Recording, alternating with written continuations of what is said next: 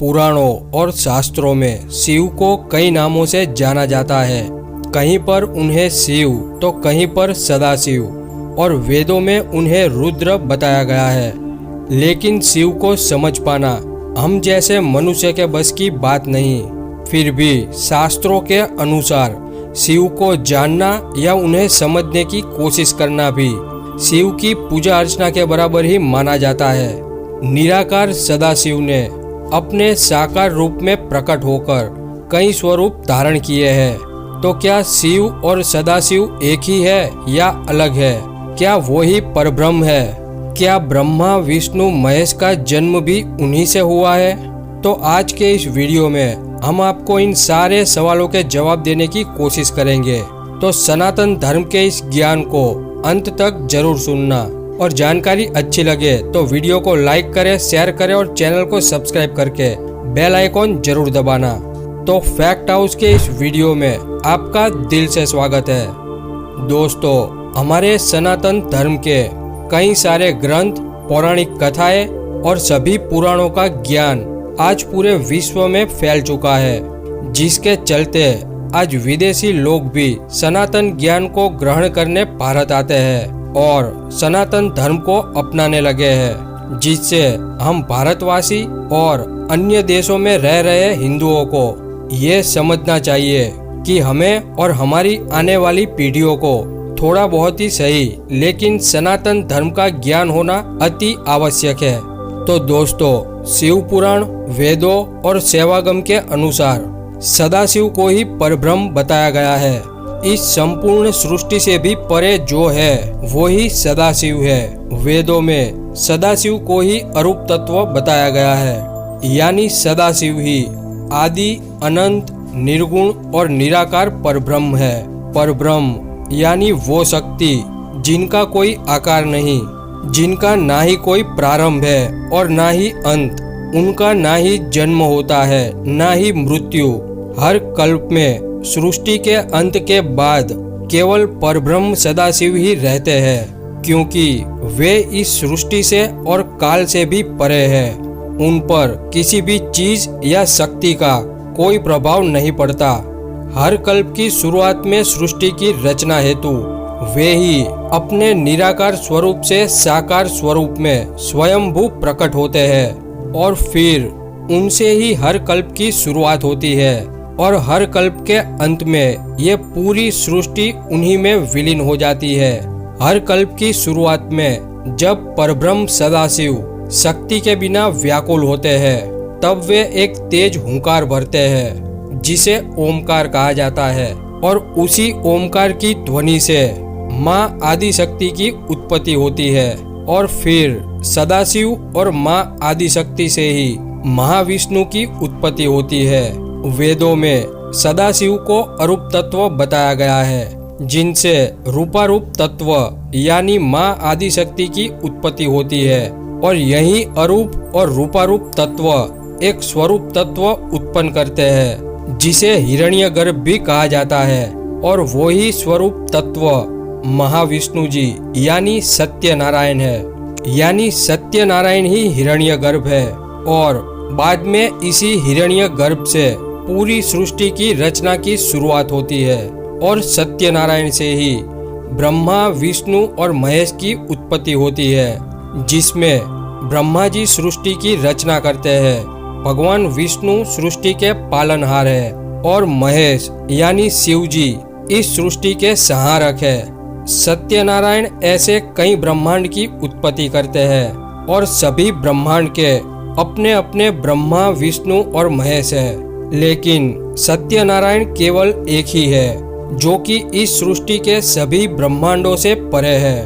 ये पूरी सृष्टि सत्यनारायण का ही स्वरूप है और फिर जब कल्प का अंत आता है, तब ये पूरी सृष्टि हिरण्यगर्भ में चली जाती है और फिर हिरण्यगर्भ और माँ आदि शक्ति भी फिर से सदाशिव में विलीन हो जाते हैं और हर कल्प में ये चक्र ऐसे ही चलता रहता है।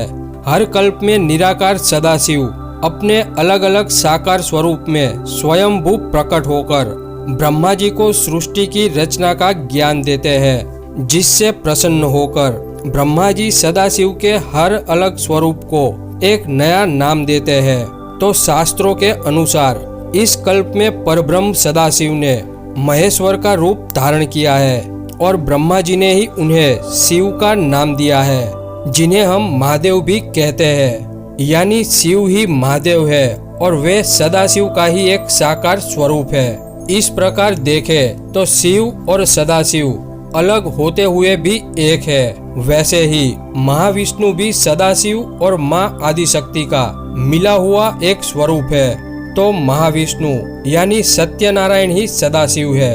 पुराणों में और शास्त्रों में इसीलिए कहा गया है कि सत्यनारायण और सदाशिव में जो अंतर करता है उन्हें उनके प्रकोप का भागी बनना पड़ता है, यानी उन्हें नरक मिलता है। तो यहाँ हमें शिव और नारायण को लेकर मतभेद नहीं करना चाहिए, क्योंकि अंततः वे दोनों ही एक ही परब्रह्म के अंश है। हम हमारी आस्था के मुताबिक इनमें से किसी को भी परब्रह्म मान सकते हैं, लेकिन दूसरों की आस्था पर हमें सवाल करने का कोई अधिकार नहीं है। हमें बस यही समझना है कि जो शिव भक्त है वो भगवान विष्णु की ही शिव रूप में पूजा करते हैं और जो विष्णु भक्त है वो भगवान शिव की ही विष्णु रूप में पूजा करते हैं। और यही सनातन धर्म का सत्य ज्ञान है। और जो इस बात को समझ लेता है उन पर अवश्य ही परब्रह्म की कृपा बनी रहती है। दोस्तों, यहाँ पर आपको एक और बात भी बता दे कि सदाशिव का एक ऐसा विशाल स्वरूप भी है जिसके बारे में बहुत ही कम लोग जानते हैं, और वो है महासदाशिव स्वरूप। सदाशिव को शिवागम में पंचमुखी बताया गया है, यानी उन्हें 5 मुखों वाला दर्शाया गया है, जिसमें से पश्चिम मुख सद्योजात है, उत्तर दिशा का मुख वामदेव है, दक्षिण मुख को अघोर कहा गया है, पूर्व मुख को तत्पुरुष कहा गया है और ऊर्ध्व मुख का नाम ईशान है। वहीं महासदाशिव स्वरूप में उन्हें 25 मुखों वाला दर्शाया गया है, जिनके 50 हाथ और 75 आंखें हैं। लेकिन सदाशिव के इस महासदाशिव स्वरूप के बारे में ज्यादातर लोग नहीं जानते, क्योंकि इस स्वरूप का उल्लेख हमें बहुत ही कम जगह पर मिलता है। और दक्षिण भारत में कई मंदिरों पर हमें कलाकृति के रूप में महासदाशिव की मूर्ति देखने को मिलती है।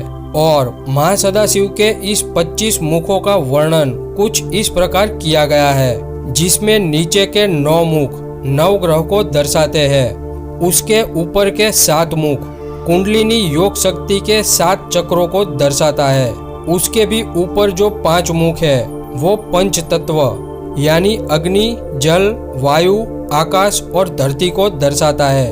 उसके ऊपर के 3 मुख 3 काल यानी भूत, वर्तमान और भविष्य का प्रतीक है। और सबसे ऊपर वाला 1 मुख इन सभी रूपों की एकता को दर्शाता है। सदाशिव के 5 मुखों में से प्रत्येक मुख के 5 और स्वरूप होकर सदाशिव का 25 मुखी महासदाशिव स्वरूप बनता है।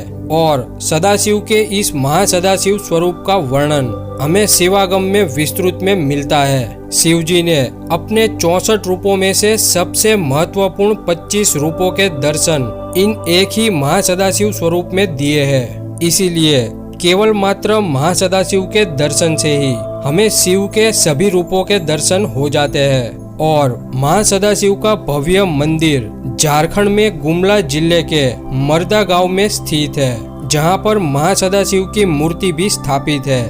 इसके अलावा दक्षिण भारत में भी महासदाशिव की मूर्ति कई मंदिरों पर देखने को मिलती है, लेकिन वे मूर्तियां मंदिर में स्थापित नहीं है। उनकी मूर्ति केवल कलाकृति के रूप में देखने को मिलती है, जिसमें से एक जगह है थानुमलिया स्वामी मंदिर, जो कि तमिलनाडु के सुचिंद्रम में स्थित है। इस मंदिर के टावर पर महासदाशिव की मूर्ति स्थापित है। तो दोस्तों, अब आपको शिव, सदाशिव और महासदाशिव के बारे में थोड़ी बहुत जानकारी तो मिल चुकी होगी कि ये तीनों एक ही परब्रह्म के 3 अलग स्वरूप है, यानी तीनों एक ही है। दोस्तों, हम अलग अलग मंदिरों में जाकर भगवान के तो दर्शन कर सकते हैं, लेकिन सच्चे अर्थ में परब्रह्म के दर्शन केवल मात्र ध्यान से ही संभव है। शास्त्रों और पुराणों में ध्यान की महत्ता का वर्णन हमें मिलता है। ध्यान से न ही केवल हमें शांति का अनुभव होता है, बल्कि ध्यान करने के और भी कई सारे फायदे हैं। ध्यान से ही हम हमारे शरीर में मौजूद कुंडलिनी योग के 7 चक्रों को जागृत कर सकते हैं और उसे जागृत करके हम हमारे जीवन को जैसा चाहे वैसा बना सकते हैं। हमारे जीवन की सभी इच्छाएं पूर्ण कर सकते हैं। ध्यान से ही हम हमारे मन के विचारों को कंट्रोल कर सकते हैं और हमारे इस चंचल मन को एकाग्र कर सकते हैं। और जब हमारा मन एकाग्र होने लगता है